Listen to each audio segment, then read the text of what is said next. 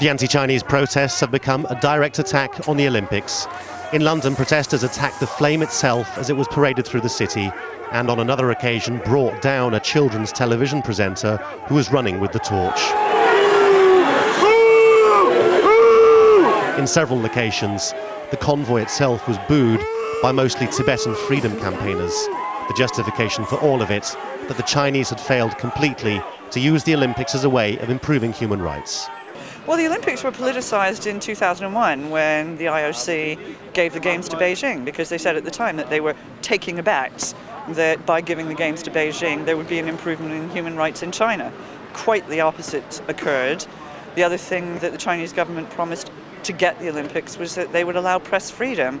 The second there was any trouble in Tibet and Tibetan regions, that ended. So yes, it is entirely appropriate to be using the Olympics to flag the human rights issues in China.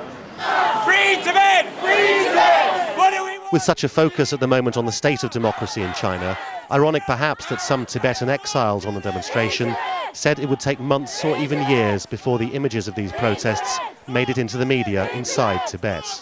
Because of the advent of modern technology, eventually they will make their way into Tibet in maybe in a year or two. So it's too late by then, isn't it? It will be too late, but they don't need to see these pictures and images. They already know that Tibetans in all parts of the world are crying out and saying what they cannot say.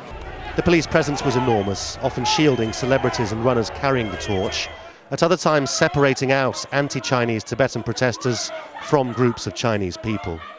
Here's the best expression of just how politicised these Olympics have become. Down the road there, another Tibetan anti-Chinese protest surrounded by police, then a sort of no man's land really up the road, and further up here, a Chinese gathering celebrating the Olympics, waiting for the torch to arrive.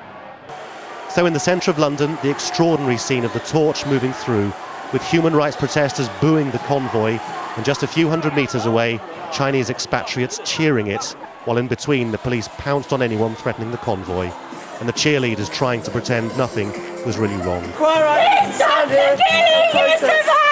But this must surely be the most heavily politicised Olympics since Moscow in 1980. Lawrence Lee, Al Jazeera, in London.